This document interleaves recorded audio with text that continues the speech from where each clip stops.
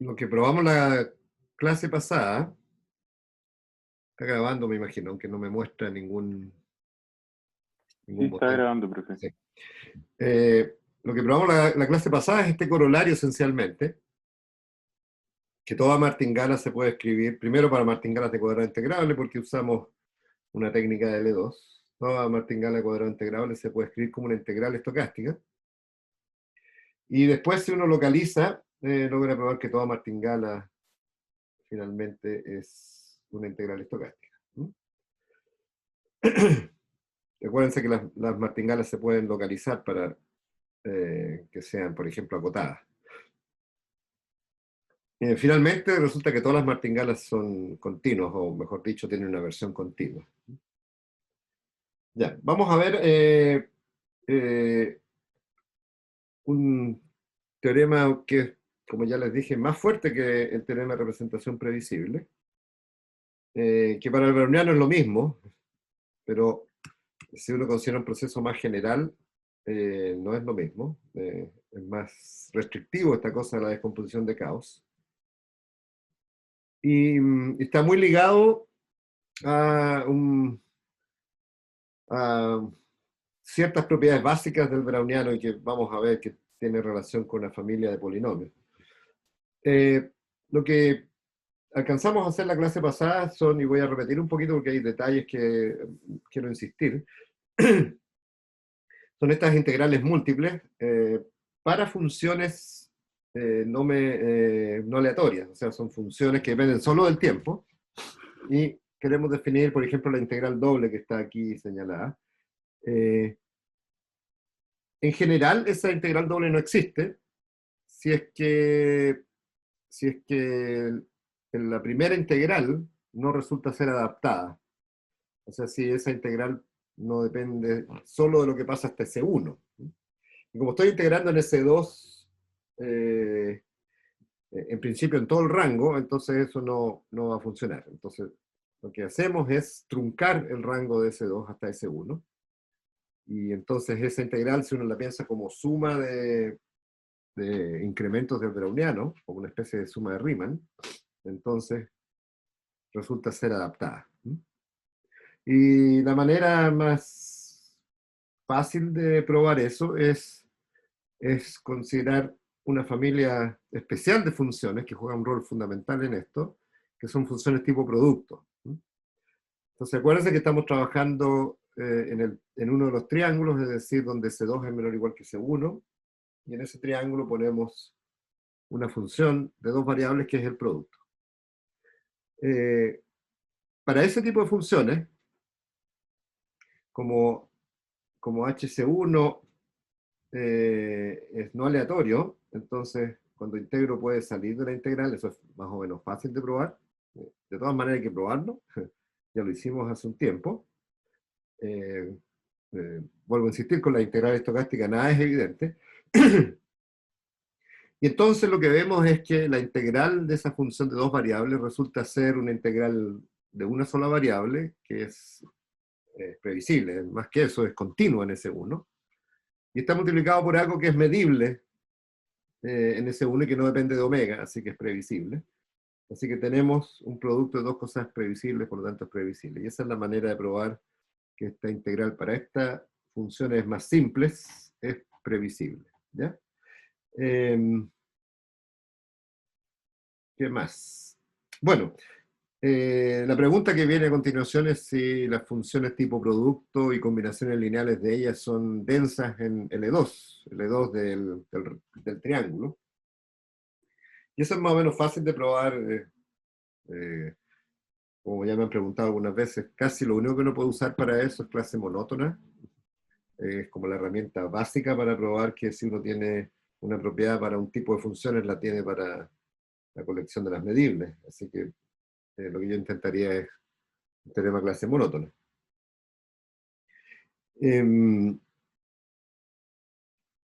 En este caso también uno podría intentar otras cosas. Si, digamos que el triángulo, estamos considerando el triángulo completo en R2, pero digamos que es un triángulo acotado, porque basta probar la densidad ahí. En un triángulo acotado, las funciones que son tipo producto contienen a todos los polinomios en S1 y S2. las combinaciones lineales de productos. Y entonces uno podría usar algún teorema tipo Stone-Weierstrass para probar la densidad de este tipo de funciones en las continuas. Y una vez que uno tiene que las continuas son aproximables por funciones producto, entonces las funciones medibles también son aproximables porque estamos aproximando en L2. Las funciones continuas son densas en L2. Así que eso podría ser otro camino.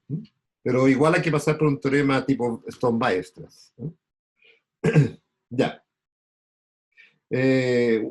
Una observación es que cuando uno considera la indicatriz de un rectángulo, esa es una función tipo producto. Así que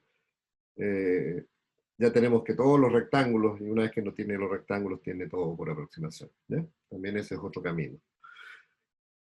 Ya, si uno calcula la norma 2 de una integral de orden 2, bueno, es iterar dos veces la isometría, y finalmente uno obtiene una nueva isometría, que la integral de orden 2 tiene norma, exactamente la norma de f en L2, y es la norma de f en L2 en este triángulo. Así que normalmente si uno tiene una función en todo R de 2, que considera la restricción sobre el triángulo. Bueno, lo que hicimos para una integral simple, una integral doble, ya es más o menos fácil darse cuenta que uno como la extiende para n integrales, y en realidad hay una especie de recursión que aparece acá, que es que la integral de orden n la puedo escribir como una integral de orden 1 de algo que es una integral de orden n menos 1. ¿Ya? Así que hay una manera recursiva de definir estas integrales. Vamos a partir con la integral 0 igual a 1. Eso es casi por convención. Y los espacios asociados, que son los espacios generados por estas funciones, entonces K0 está generado por la función 1, son las constantes, Kn son todas las integrales de orden n. Acuérdense que la integral de orden n es más o menos fácil probar que es lineal, así que es un espacio vectorial. También se puede probar que es cerrado por la isometría, por esta isometría que está acá. Entonces, el L2 de delta n es un espacio, es un Hilbert, así que las integrales IN de f definen un subespacio cerrado de L2, que también es un Hilbert. Ya, hasta ahí vamos bastante bien. La siguiente observación es que estas integrales son ortogonales, y eso es lo que empezamos a ver la clase pasada. Y para ejemplificar simplemente por qué pasa esto, es porque si uno tiene una integral de orden 1 y una integral de orden 2, entonces uno va deshaciendo estas integrales de A1 porque la esperanza de un producto de dos integrales es justamente la esperanza de la variación cuadrática, que es simplemente borrar la primera integral de afuera. Entonces quedamos con una integral, y ahora en ds, eso es importante. Y volvemos a iterar. Entonces aplicamos Fubini, pasamos la esperanza para adentro, y ahora tenemos f ya es una constante desde el punto de vista de la esperanza, y me queda la esperanza de una integral estocástica que es 0. Así que eso va a pasar cuando integre producto de dos integrales múltiples que son de distinto orden. Y cuando son del mismo orden, bueno, la isometría me dice cuánto vale, eso ya lo vimos ayer, y me dice cuánto vale la esperanza de una integral IN, ya la calculamos, tiene que ver con la norma de f. Y el teorema importante, el teorema de descomposición de caos, es este, que dice que todo L2, de nuevo, gracias por la pregunta del principio, la sigma álgebra es la sigma álgebra generada por todo el browniano. O sea, más allá no podemos representar, porque si se dan cuenta, las integrales iteradas las voy a poder probar de alguna manera, que son límites de sumas de Riemann. O sea, son combinaciones de incrementos del browniano. Así que todo lo que pueda aproximar tiene que ser medible en el browniano. Más allá no puedo ir.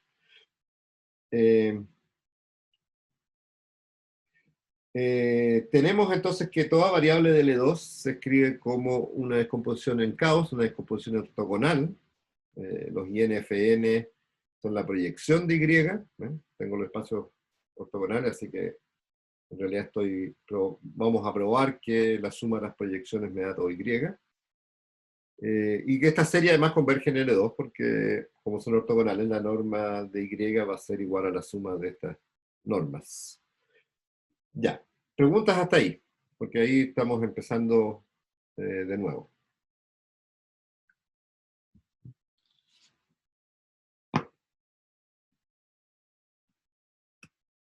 Ya.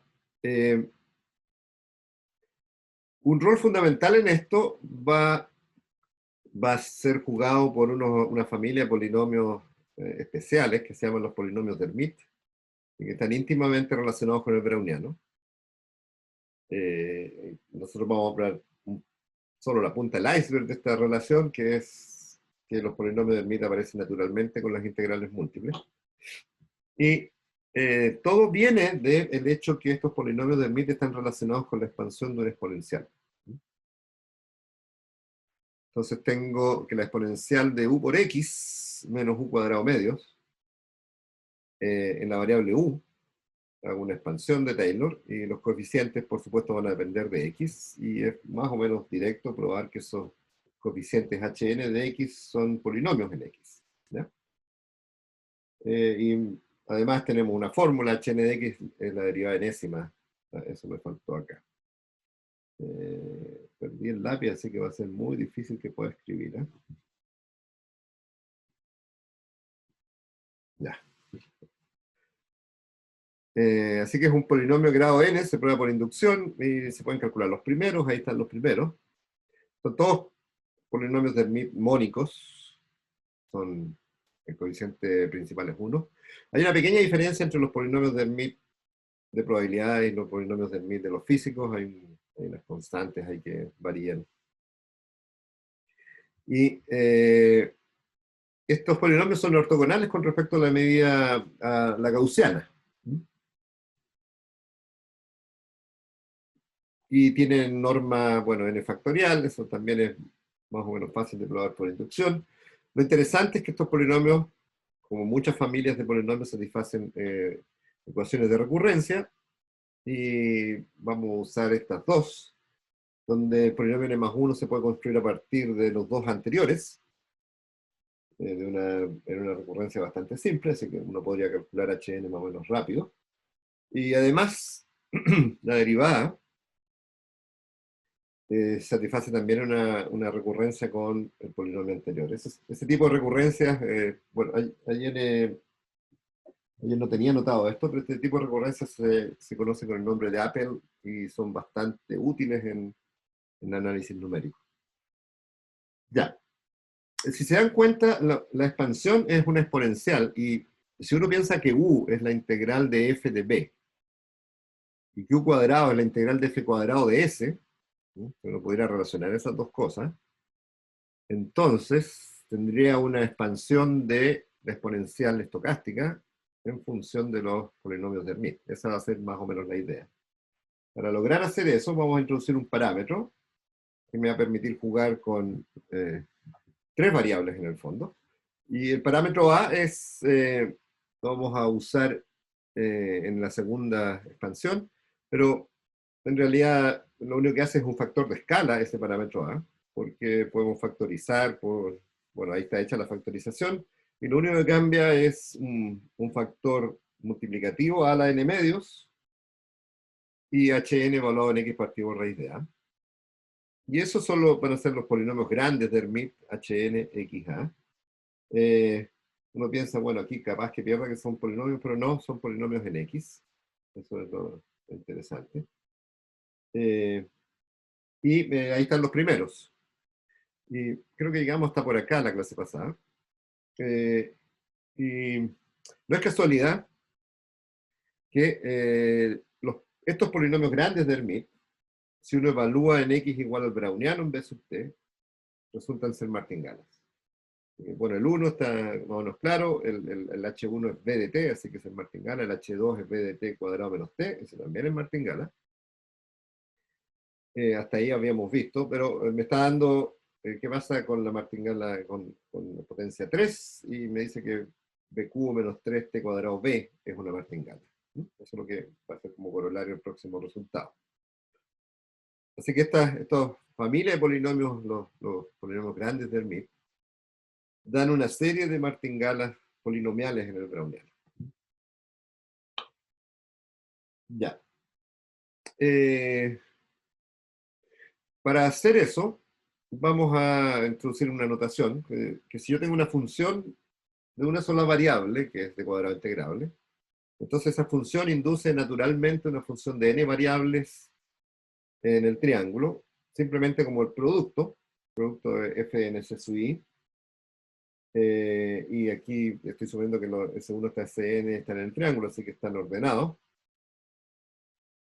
Y también si quiero truncar los S a moverse en el rango 0t, bueno, vamos a anotar eso por f sub t, como está acá. F sub t, producto tensorial n veces. Ese es el nombre de este producto. El producto tensorial, entonces, es multiplicar las funciones simplemente. Entonces podemos restringir esta función al intervalo 0t y después hacer producto tensorial. Eso simplemente es el mismo producto, pero con la restricción que todas las variables son menores o iguales que t. Esa es la notación estándar que vamos a usar.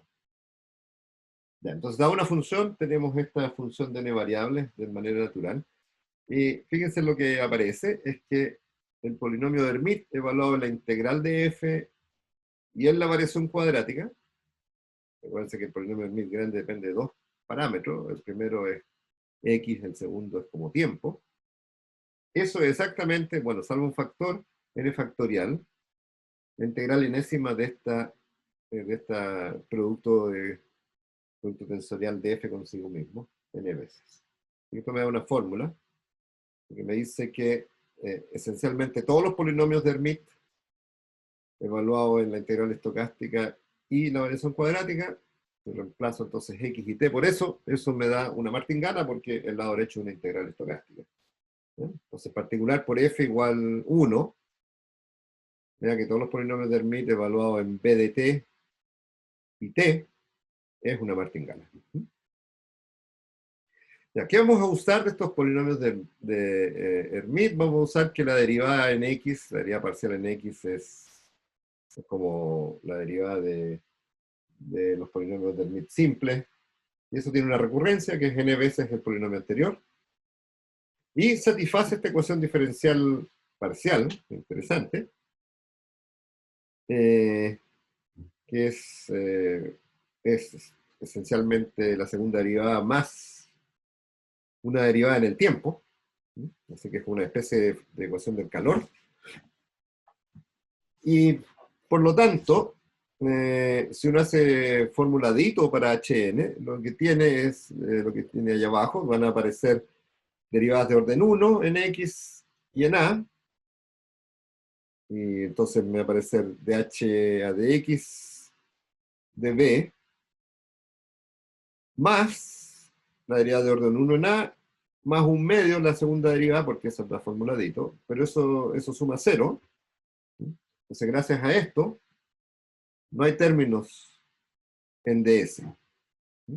Entonces, los términos en ds que tiene dos componentes, la derivada con respecto a y la segunda derivada con respecto a x. Y ese término se anula porque estos polinomios satisfacen esa ecuación del calor. Por lo tanto, tenemos que Hn es una integral estocástica, pero de Hn a dx es una integral de tamaño n-1, así que es n por Hn-1 de B1, de Bs.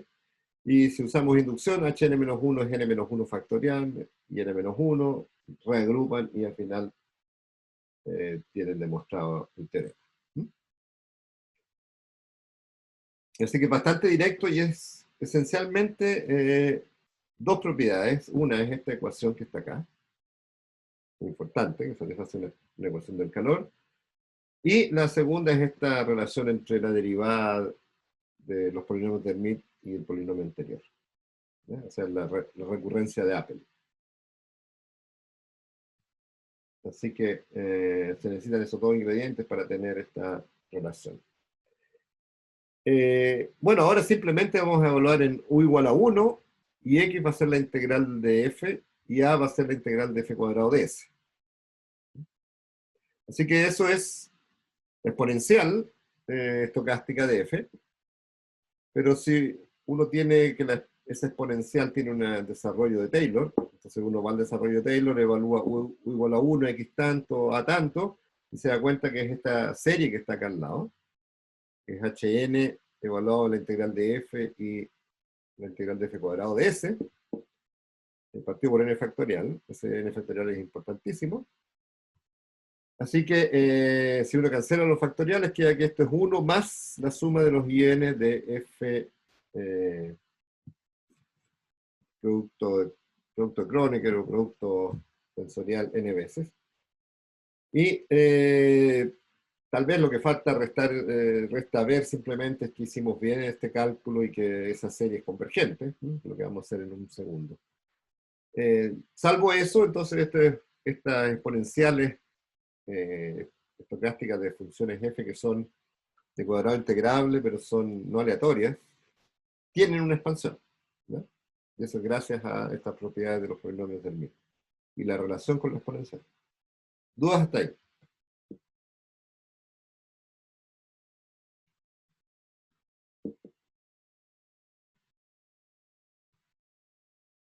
Ya. Entonces veamos que esta serie es convergente, ¿no? Ese es un punto importante. A ver, la norma en L2 de estas integrales es la norma en L2 de f en el triángulo. Pero cuando yo calculo la integral de esa función, que es la misma función multiplicada n veces, si yo la miro sobre el triángulo, en realidad esta integral es la misma sobre cualquier triángulo, es decir, cualquier triángulo dado por un orden estricto de las variables. ¿Ya? Entonces este es uno de los triángulos de Rn, digamos, de la parte positiva de Rn, pero hay n factorial triángulos como ese. Uno por cada orden de las variables. Así que no es muy difícil darse cuenta que eso es 1 partido por n factorial, la integral de f cuadrado de s. Esa es integral en, el, en todo R. Esta es una integral sobre R, por si acaso.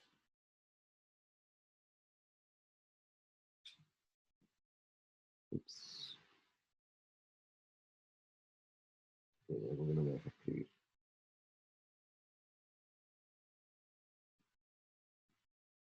¿Ya? Entonces, todas esas integrales sobre... Si uno toma un vector S1Cn, bueno, lo ordena, y eso me da una de las posibles n factorial integrales. Esa es esencialmente la demostración de que esto es igual a 1 partido por n factorial. Así que me queda que esa integral I sub n, que aparece acá, recuérdense que los factoriales se cancelaron por el hn, aquí. Así que solo tengo la integral in, pero eso tiene su norma, es 1 partido por n factorial, la norma de f en todo L2 ahora. Y por lo tanto uno puede cerrar este círculo diciendo, bueno, ¿cuál es la norma de la exponencial estocástica? Es esa integral que aparece ahí, con el cuadrado. Uno completa el cuadrado tratando de calcular la exponencial de 2f. Cuando uno calcula la exponencial estocástica de 2f, la corrección tiene que ver con 2f cuadrado, así que estoy restando algo de más. Eso lo tengo que sumar, porque aquí arriba solo tengo un 2 y después va a aparecer un 4. Esencialmente eso es lo que pasa. Y bueno, gracias a que f es no aleatoria, lo puedo sacar fuera de la esperanza, si no este cálculo no se puede hacer. No es tan fácil. Así que finalmente me da que esa esperanza, la esperanza de esta parte es 1, porque eso es una martingala, así que tiene esperanza 1. Y me queda la esperanza exponencial de la integral de f cuadrado, que la expando en serie de potencias, y finalmente coincide con el cálculo por el otro lado. ¿Ya? Entonces, en realidad eso prueba que esta serie que está escrita acá converge en L2, y todo lo que puede haber sido más o menos formal, en realidad se puede formalizar más o menos rápido. ¿ya? Entonces, esto tiene dos componentes. Una que tiene que ver con probar que ciertas series convergentes, pero lo interesante es más algebraico, es que estos polinomios del MIT satisfacen ciertas ecuaciones, estas dos, como dijimos, y eso hace que uno pueda representar las exponenciales de funciones, exponenciales estocásticas de funciones no aleatorias como una serie en estos espacios Kn. Bueno, una vez que uno tiene que todas las exponenciales estocásticas de funciones no aleatorias se pueden aproximar, se pueden escribir como una serie, entonces estamos listos porque ya probamos que esas exponenciales eran densas en L2. Así que aquí uno se da cuenta que la descomposición de Gauss es más fuerte eh, que ser previsible, porque en el fondo necesito que sea previsible, o sea que estas exponenciales sean densas y que las exponenciales se puedan escribir como serie. Entonces son dos condiciones para que tengamos la descomposición de Gauss. Por eso resulta ser más fuerte. Ya, y como esas exponenciales son densas, entonces, por lo que probamos en el resultado anterior, entonces estos espacios Kn dan una descomposición ortogonal de todo L2. Y bueno, como es ortogonal, entonces la norma se descompone de manera ortogonal, eso es simplemente Pitágoras. Así que eso termina el teorema de descomposición de Gauss.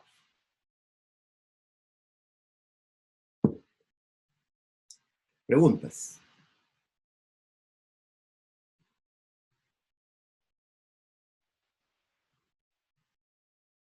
Ya. Quiero hacer una cosa que es más formal que formal en el sentido que hay mucho detalle a rellenar, pero que da luces de por qué la descomposición de Gauss de otra manera, por qué me da el teorema de representación previsible y hay que llenar algunos gaps que son importantes de llenar. Eh, y más o menos funciona así. Digamos que Y es la serie de estas INFN, ¿ya? Eh, entonces, eso es una serie convergente en L2. La esperanza condicional es una función lineal continua, así que puedo intercambiar series con esperanza condicional, eso no tiene problema. Entonces me parece la esperanza condicional de una integral múltiple.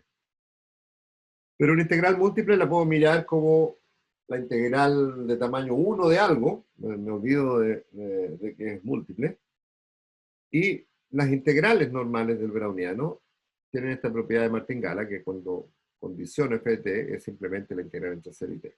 ¿Ya? Porque hasta ahí no hay problema. Y por lo tanto lo que tengo es que la esperanza condicional de una integral de tamaño n se ve de nuevo como una integral de tamaño n, donde simplemente la función se trunca. Así que lo que pasa, eso es interesante, lo que pasa en la esperanza condicional, que en general es difícil de trabajar, es simplemente a nivel de descomposición de Gauss truncar las funciones. Así que eso es como un operador fácil. La esperanza condicional es simplemente truncación. Entonces es mucho más fácil trabajar en algunos casos con la descomposición de Gauss. Y entonces se puede ver como una integral de tamaño 1 de una integral de tamaño n-1, donde hemos truncado el recorrido de S1. Entonces tenemos una expresión para I de t, la martingala generada por I, como esta serie. Y serie que converge en L2 también, porque la esperanza condicional es continua. Entonces, digamos que podemos intercambiar la serie con la integral estocástica y eso va a requerir probar una cierta continuidad, porque esa es la parte más dura. Y eso define un cierto h, este es h.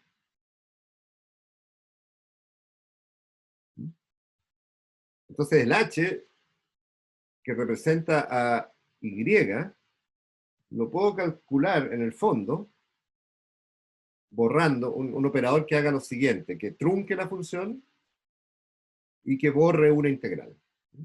Entonces, tal como está acá. Fíjense que ahí lo que estoy haciendo es truncar la función y borrar una integral.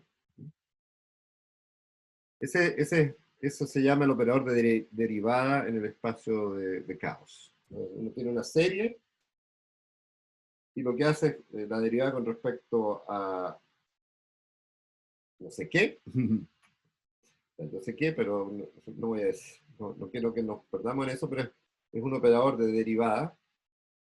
Y lo que hace es un operador de derivada que depende de t, es como derivar direccionalmente en t. Y lo que hace es toma, entonces la derivada, voy a escribir así informalmente, la derivada de t de una integral de tamaño n de f, y n de f es una variable aleatoria y la estoy derivando con respecto a t. Eso va a ser in de f s de punto. Y aquí estoy interpretando que esto es truncación también. Truncación. Y esto tiene menos 1, perdón.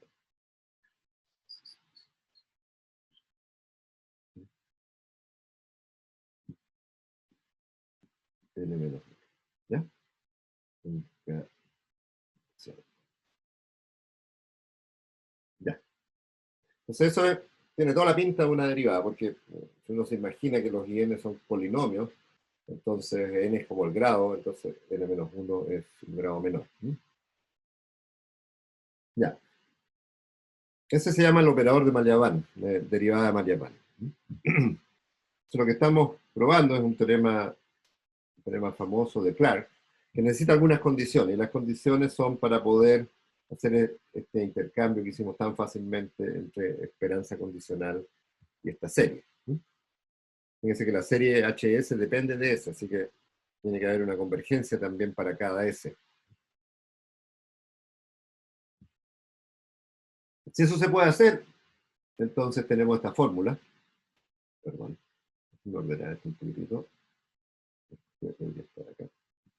Deberíamos tener entonces esta fórmula, que y la esperanza de la martingala generada, IT, tiene una representación previsible y lo que aparece es la derivada de Y.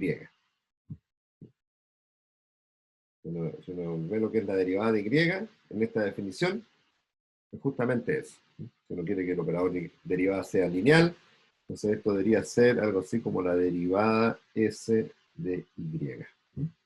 Esa se llama la fórmula de Clark.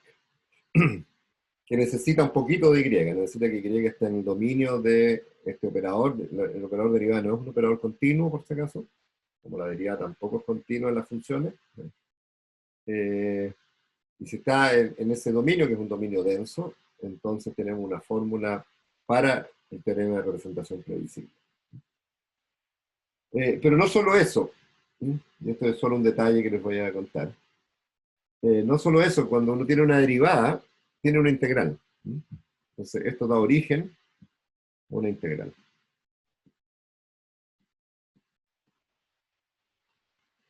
Ups. Es muy difícil escribir con el dedo, ¿eh? El origen de una integral que se llama la integral de Malyabán.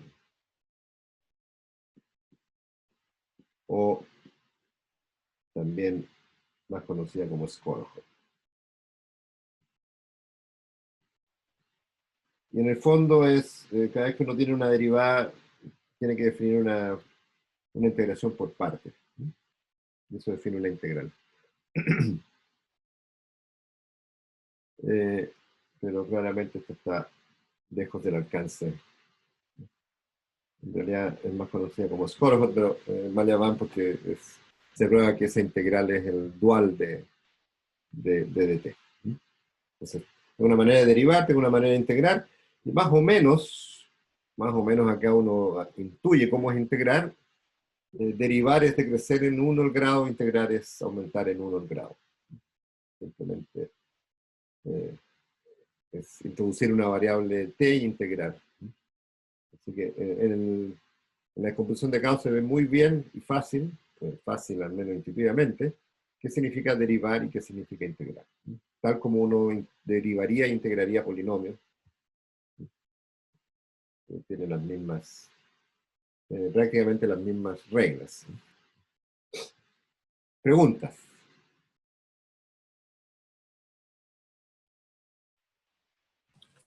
Profe, esto sería como qué, como qué teoría o dónde se estudia como estas cosas eh, en detalle, por así decirlo. Claro, te tienes que meter, si buscas cálculo de Malaván, te va a aparecer el tiro. Ya. Pero yo no lo aconsejo hasta que no tengan un cierto dominio de cálculo estocástico. Mm. Hay cosas muy formales, a ver, hay un libro, si les interesa, busquen un libro de Noalart,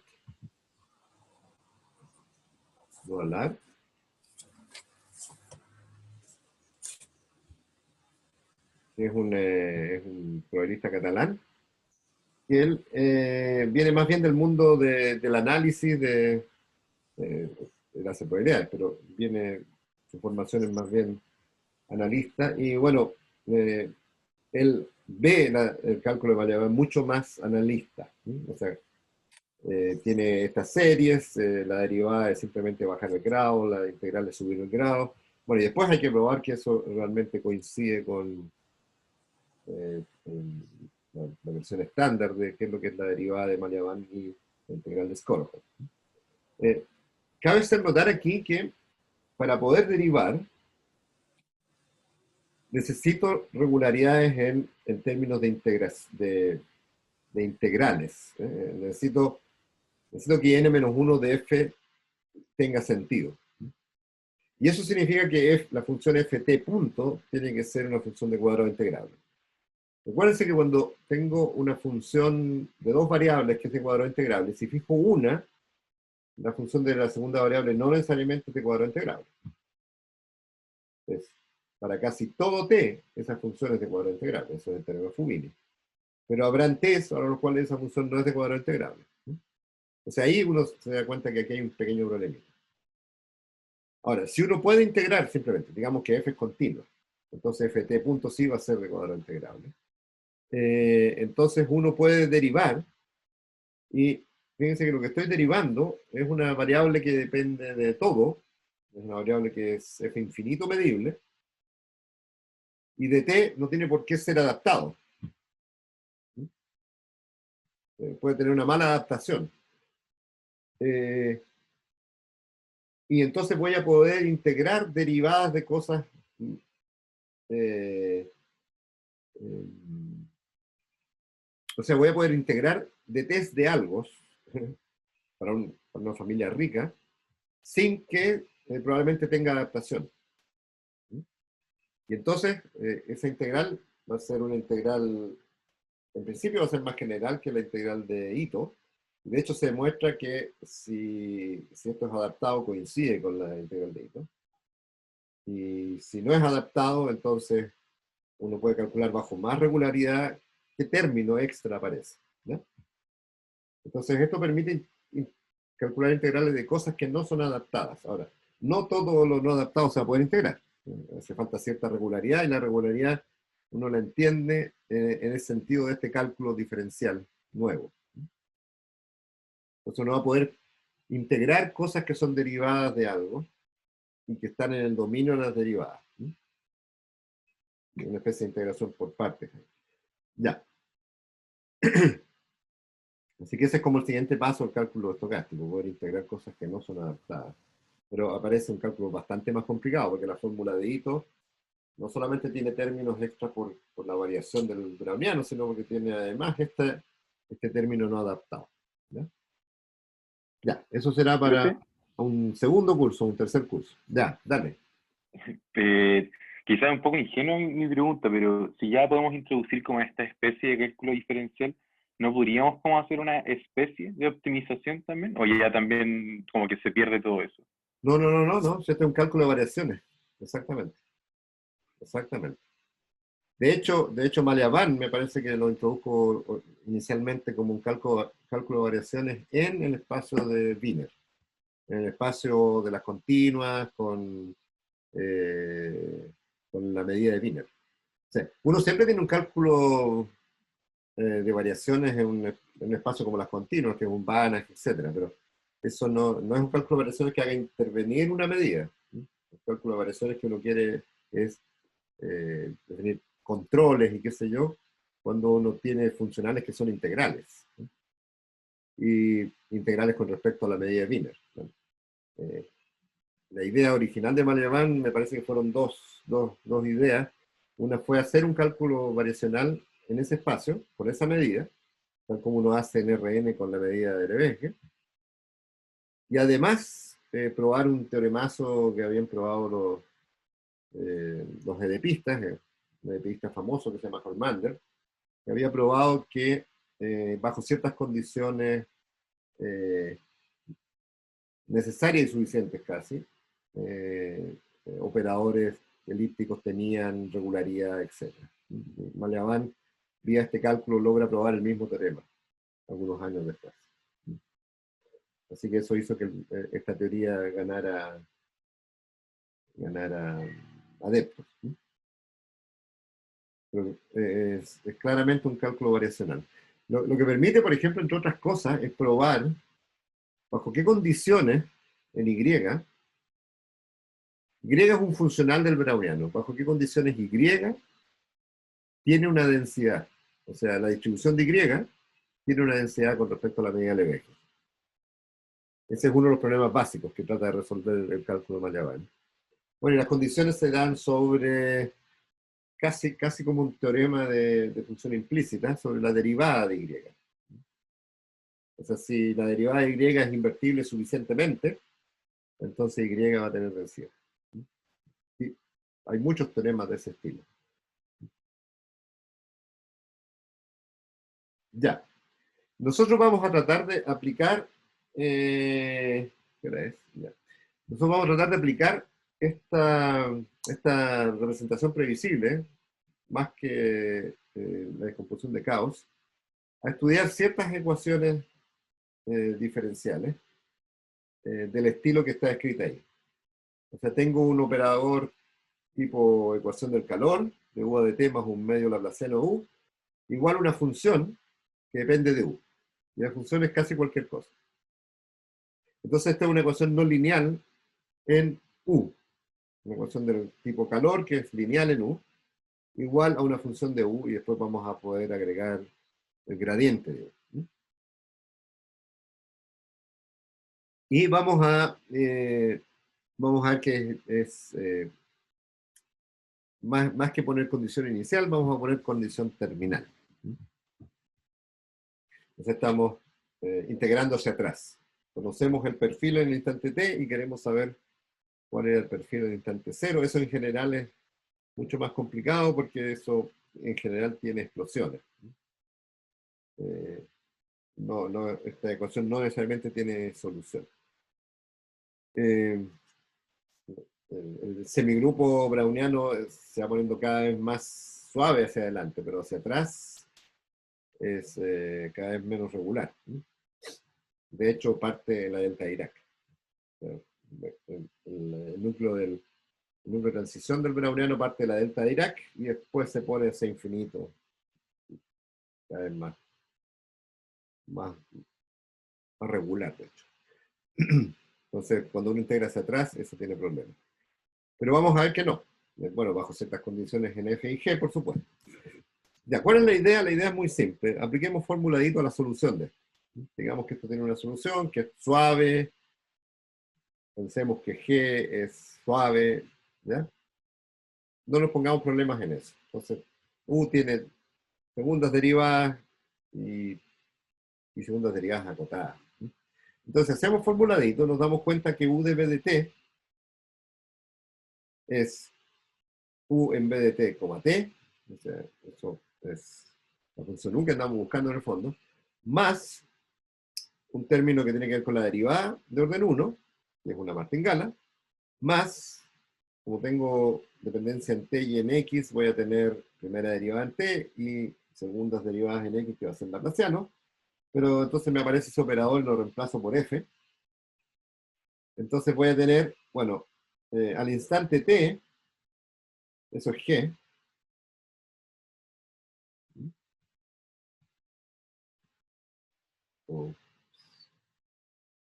Eso es g. Esto es la solución que ando buscando. U de bt, t. Es lo que voy a tratar de calcular. Y entonces escribo las condiciones que tengo en el problema, y después u de bt, t, como g en el valor terminal de dt, más una cierta integral de f, por eso el signo menos, porque voy a pasar al lado derecho, menos una integral estocástica. Entonces tú tienes el aspecto siguiente. Si yo llamara i de t igual a u de b de t, t, esto dice que y z fuera el gradiente, entonces esto tiene la pinta siguiente. I de t es una cierta variable que es g de b de t, más la integral de una función de y, menos la integral de z. Donde además y y z son adaptados. Y la variable terminal es medible en el tiempo terminal. Y z, digamos, la puedo integrar con respecto al browniano. Así que esta es la ecuación con la cual me quiero concentrar. ¿Ya?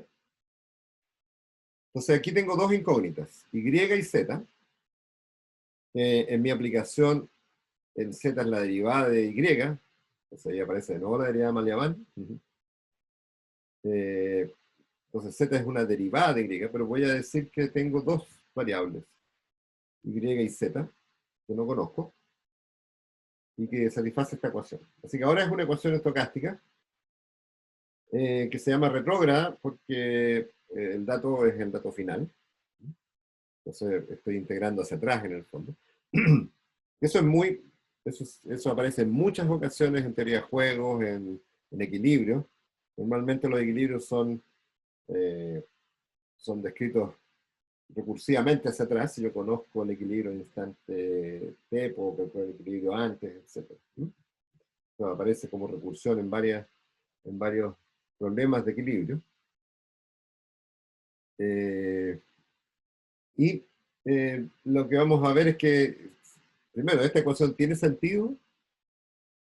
Si tiene sentido, ¿qué puedo decir de la existencia de la unicidad? Y cómo eso se usa en resolver el problema inicial, que es este. Este es el problema que estamos formulando. Después vamos a usar otro tipo de problemas. Vamos a ver un par de problemas en finanzas que tienen asociadas estas ecuaciones. Y a lo mejor algo de teoría de juegos también. ¿Ya? Preguntas.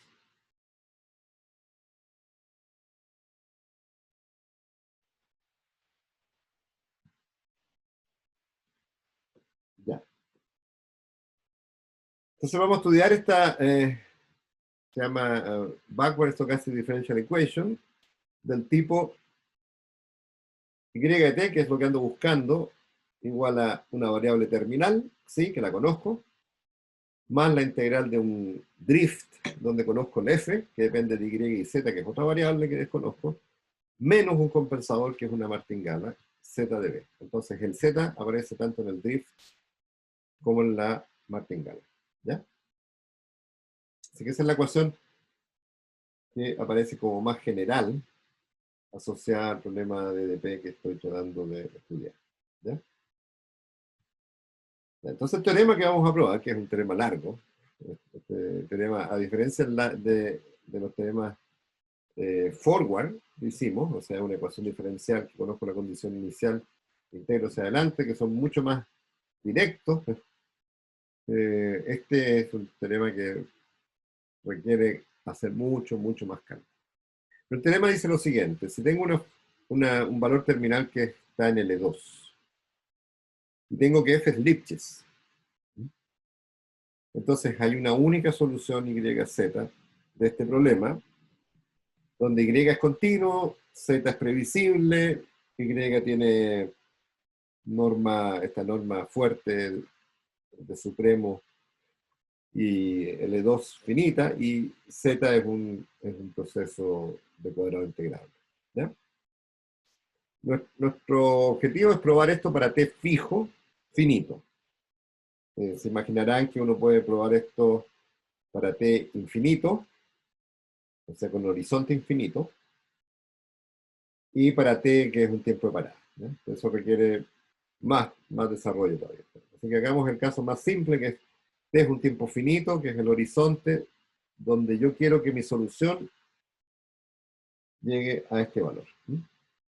Esto se puede entender como un problema de control, donde me está faltando la variable control, pero en el fondo Z actúa como control, donde yo quiero, no sé de dónde voy a partir, pero quiero llegar a esta variable.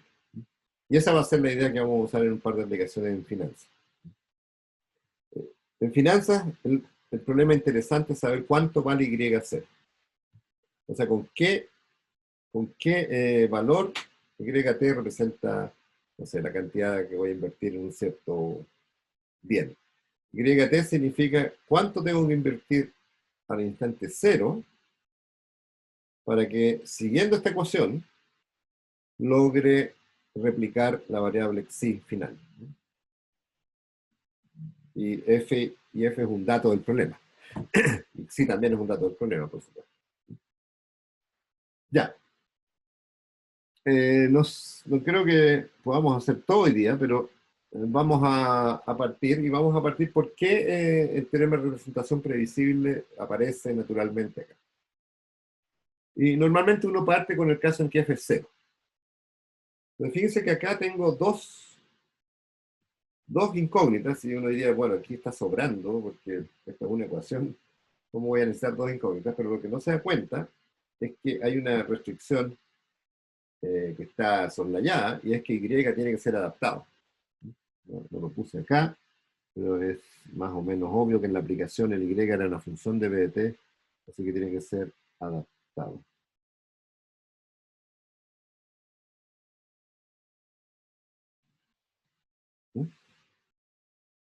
Y esa restricción hace que esto en realidad no me baste un solo proceso. Porque uno podría decir, ¿por qué no tomamos YT igual a xi y me olvidamos Z igual 0? Eso no es solución. YT no es adaptado normalmente. Entonces, esta variable Z extra es para poder hacer este control y mantener Y adaptado. Ya.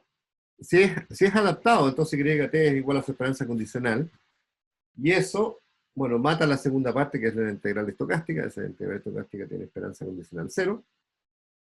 Y entonces dice cuánto tiene que ser YT. YT tiene que ser la martingala generada por xi. Simple y sencillo. Bueno, y entonces ya conozco YT, que es la martingala generada por xi. Se supone que conozco xi, puedo calcular esa martingala.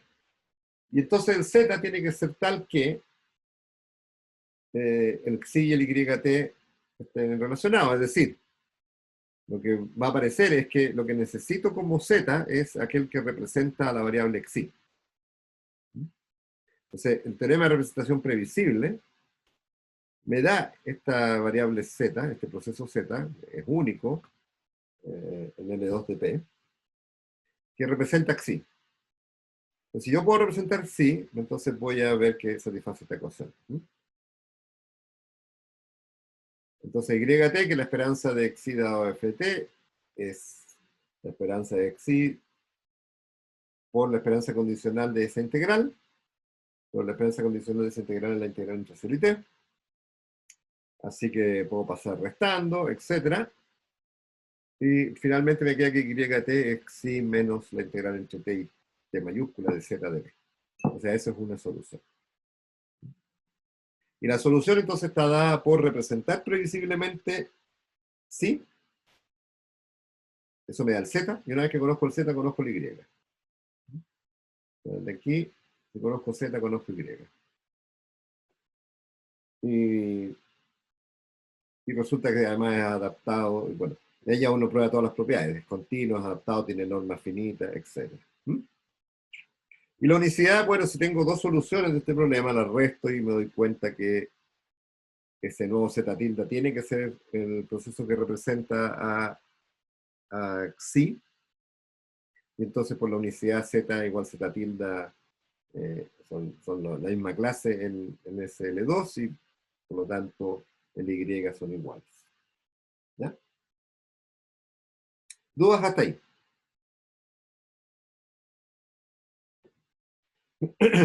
Entonces, clave fue esta representación para tener solución. Ya, ¿cómo nos saltamos de ahí al caso en que f no es 0? Entonces, aquí empieza el problema de verdad. Entonces, vamos a aplicar, por supuesto, teorema de representación predecible iterativamente. Y la primera idea que a uno se le ocurre es hacer una iteración de Picard. Pero hay varias variantes de la iteración de Picard en este caso, porque como tengo dos incógnitas, uno podría poner yn más 1 en un lado y todo variables n en el otro. Pero eso en realidad no es una ecuación que pueda tener solución capaz, porque ya nos dimos cuenta que para f igual a 0 necesito las dos variables. Así que después de un rato uno se da cuenta que la iteración de Picard correcta es, si conozco yn y zn, eso lo pongo en el drift, y ahí entonces calculo yn más 1 y zn más 1. ¿Ya? Podría haber puesto zn más 1 en el drift también, eso es un método un poquito más implícito. Ese es otro Picard. Pero este funciona. ¿Ya? Ya. A ver, ¿cómo lo relaciono con el caso de f igual a 0? Bueno, voy a sumar a ambos lados la integral entre 0 y t minúscula de f. Y así en el lado derecho completo, la integral entre 0 y t mayúscula de f de yn zn. Esto que está acá. Y eso lo tomo como variable terminal. ¿Ya? Eso lo conozco porque conozco xi, conozco yn, zn, así que es una variable terminal. Y entonces tiene el mismo aspecto del caso que ya hicimos para f igual a 0. Una variable terminal y tengo dos incógnitas, que en el fondo es esta incógnita, en la cual conozco un pedazo que es la integral de f, y la otra incógnita es el z. ¿Ya? Si uno la reescribe en términos de esa variable, entonces exactamente el caso que hicimos en f igual a 0, y sabemos cuál es la solución. Tengo que representar previsiblemente la variable terminal. Entonces esta ecuación tiene esta forma, donde la variable terminal xi tiene esta expresión, y el zn más 1 es simplemente el dado por la representación previsible de esta ecuación, y de ahí despeja yn más 1. ¿Ya? Entonces, lo que probamos es que esto tiene solución, y lo único que tenemos que ver es que en realidad necesitamos una integrabilidad, necesitamos que esta nueva variable sea de cuadrado integrable, y eso va a requerir una inducción. ¿Ya? Entonces, digamos que yn, zn satisfacen las condiciones del teorema, es decir, tienen las normas asociadas finitas. Entonces veamos que la siguiente iteración también. Ya, y aquí empieza el cálculo un poquito tortuoso, porque son montones de cotas. Entonces la primera cota que vamos a ver es esta integral, ¿por qué está en L2? Y ahí se va a usar el hecho que f es Lipschitz. Porque necesito que la variable completa esté en L2, y yo sé que esta está en L2. Porque necesito probar que esta variable que estoy agregando en cada iteración se mantiene en L2. Ya. Entonces vamos a ver el hecho que f es Lipschitz. Bueno, la integral entre 0 y t de f de y zn al cuadrado, bueno, no hay mucho que hacer, es meter el cuadrado para adentro. Y eso es simplemente Cauchy-Schwarz, me aparece un t extra porque estoy haciendo Cauchy-Schwarz con f y 1, y el t viene explicado por eso. Segundo, uso el hecho que f es Lipschitz, así que voy a comparar f con f en 0, 0. Así que el cuadrado de f es menor o igual que, acuérdense que cuando calculo el cuadrado de una suma, lo puedo acotar por dos veces los cuadrados individuales. Eso explica estos dos, este 4 que anda por acá.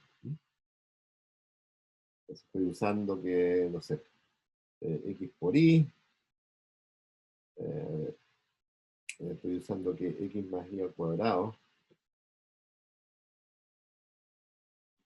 menor o igual que 2 veces x cuadrado más y cuadrado. No mucho más que eso voy a usar hoy día. No se vea que estamos usando cosas tan profundas en cálculo total. Ya, y entonces me da una cota para f de yz. F es Lipschitz, así que tiene, digamos, crecimiento lineal. Es obvio que el cuadrado va a tener crecimiento cuadrático. ¿Ya? Eso es lo único que estamos diciendo en esta desigualdad de acá. Casi la podríamos haber dejado. Lo tengo que borrar y podríamos haberlo dicho casi informalmente, pero es interesante ver los números que aparecen. Ya. Entonces la norma cuadrado L2 de esta nueva variable, bueno, es menor o igual que 2 veces la norma del primero más la norma del segundo, otra vez esta duplicación del cuadrado, y al final me queda algo así. ¿Ya? Puede ser que las constantes no estén bien, pero...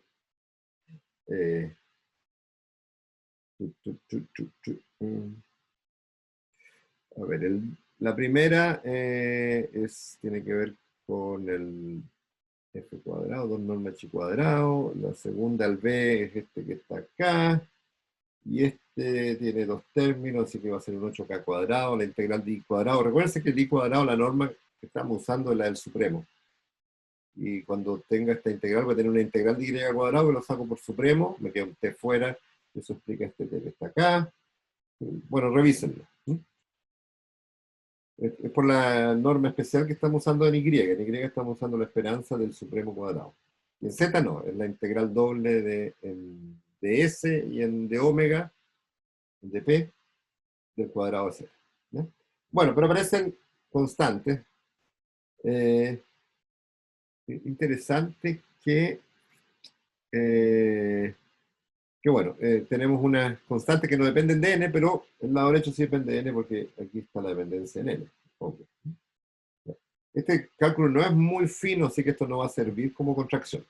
Les digo, el probar que esta iteración son contracciones mucho más duras. Ya, lo que sí es que tengo una variable terminal de cuadrado integrable, tengo una ecuación que no depende de y en el lado derecho. La ecuación no tiene f es 0. Así que exactamente lo que hicimos al principio, z es la representación predecible de xi, entonces de cuadrado integrable. Y una vez que tengo eso, el y se saca por diferencia y el y es en esta integrabilidad que dijimos. ¿Ya? ¿Dudas hasta ahí? Eso es lo típico de Picard, que uno define una iteración y muchas veces la gracia es definir bien la iteración, es decir, qué cosas voy a poner que dependen de n y qué cosas dependen de n más 1.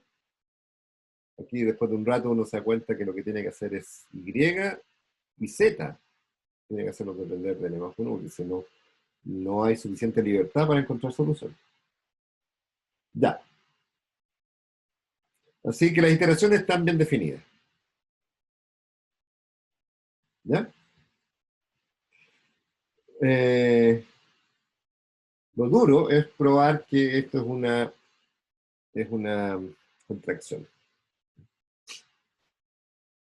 Y hay varios términos y varias cosas que controlar. Yo propongo que lo hagamos el martes. Que partamos frescos el martes porque son 5 o 6 páginas de cálculo más duro. Así que yo pararía acá y el martes entraríamos directo sobre esta recursión y probar. Son pocas páginas, son 5 o 6, pero son mucho cálculo simple, pero cálculo al fin y al cabo, porque si no, uno no tiene la contracción. Si uno se lanza así, directo, no va a obtener la contracción, y se van a dar cuenta el martes. ¿Preguntas?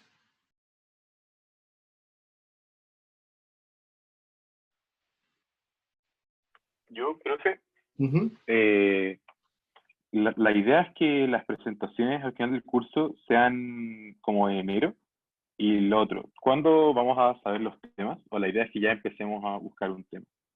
A ver, yo estoy juntando problemas, tengo que juntar como 30, y los voy a subir probablemente en una semana, a más tardar el otro fin de semana. Sí, las presentaciones, yo sospecho que nos va a convenir a muchos hacerlas los primeros días de enero, saliendo de los exámenes y todo. Van a ser 10 minutos por persona, así que no es tanto tampoco. O sea, es harto porque somos muchos. Y estoy pensando que a lo mejor algún tema se lo podemos encargar a dos personas, alguien que haga la primera parte y alguien la segunda, para que no tengamos tanta variedad de temas. No serían 30 temas muy independientes, me parece que son complicados. Así que a lo mejor ofrecemos algunos pocos para que se puedan hacer en dos partes. Alguien hace la presentación de la primera parte, la introducción, cómo se construye, cómo sería algo aquí, y después en la segunda parte, o sea, prueba algo y hace una aplicación. Yo creo que esa va a ser una idea que podemos usar. Vale, gracias, profe. ¿Ya? Va a ser importante que preparen transparencia, sí. Ahora, para una presentación de 10 minutos, mi consejo es, uno no puede hacer más de 7 u 8 transparencias.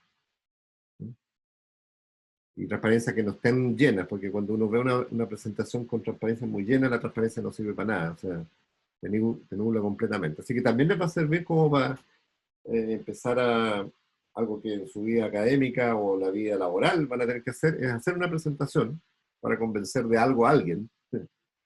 Y, y tiene sus trucos, ¿eh? Así que a lo mejor también les sirve para eso.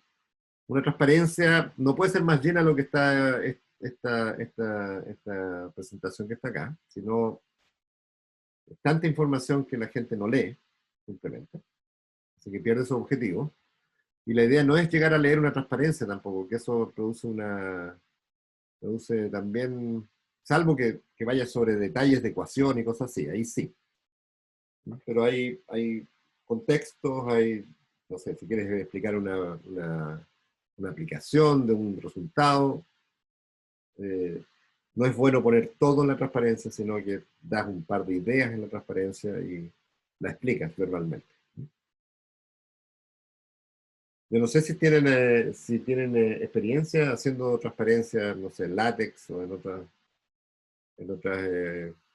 Sí, o sea, en el DIM hay cada vez más cursos que tienen proyecto al final y tenemos que presentar sí. y todo. Además que la calidad de las transparencias en látex es de otro nivel, ¿no es cierto?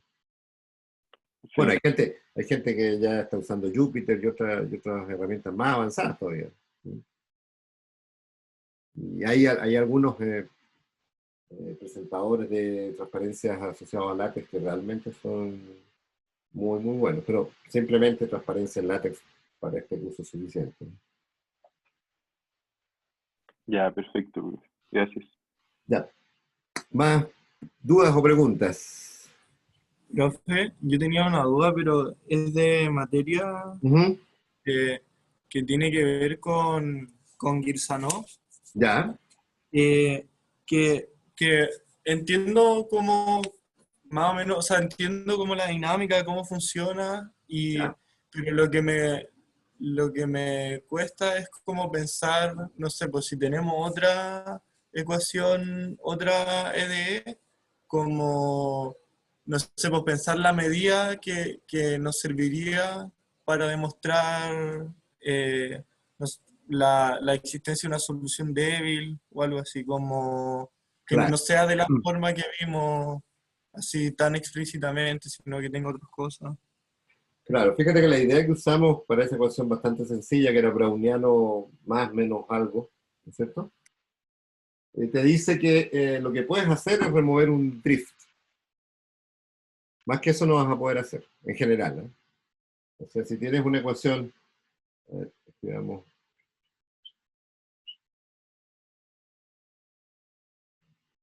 voy a sacar esto para acá.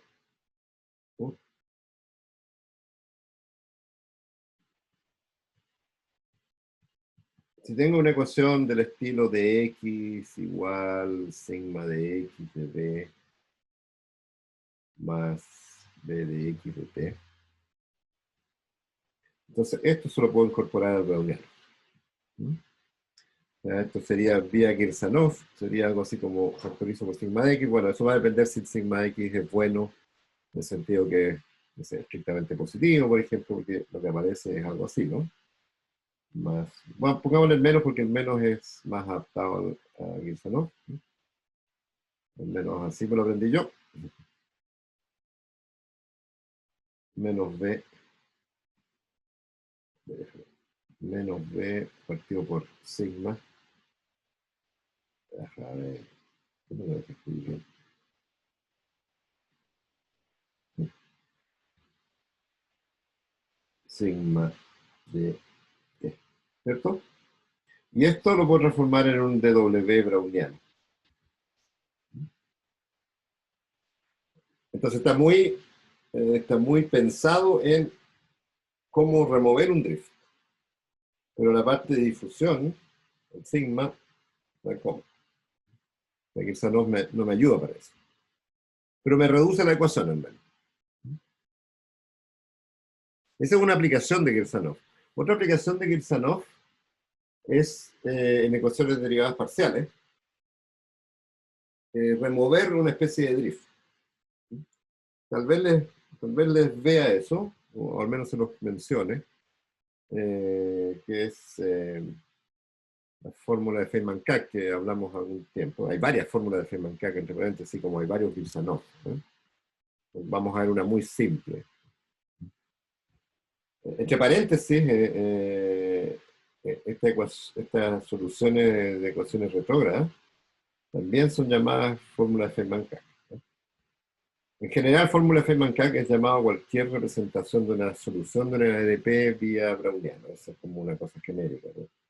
Su significado original era bastante más preciso, ¿ya? O sea, esta cosa que estamos en el medio del cálculo, esta relación entre la solución de la ecuación parcial y, ¿está? Esa también se llama una especie de fórmula de Feynman-Kac, donde represento la solución como un funcional del browniano. Y Kirchhoff está muy ligado a eso también.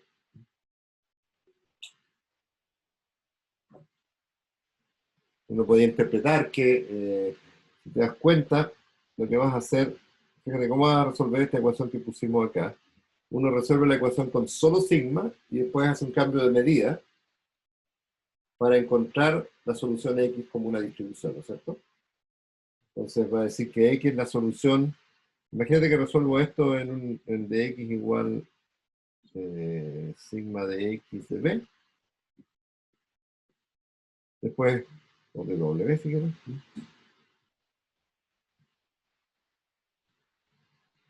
O de Z voy a poner acá, ¿no? Y Z es un browniano, resuelvo esa ecuación y después le agrego el drift vía Kirchhoff, pero entonces voy a tener que ese drift, agregarle un drift significa cambiar de medida, eso significa que hay una derivada Radon-Nikodym que relaciona las dos. Entonces la distribución de la solución de esto es la distribución de la solución de esto, pero pesada con esa derivada Radon-Nikodym. Porque tengo que hacer el cambio de medida. Entonces yo quiero calcular, no sé, cualquier integral de X, la puedo calcular usando X tilde, pero tengo que usar la derivada Radon-Nikodym, que es esa exponencial.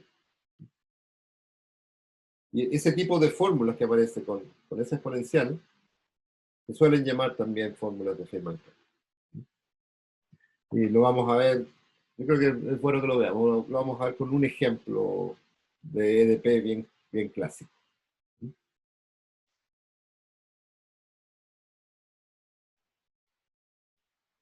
Pero para eso te sirve Kirchhoff, esencialmente, para remover drift.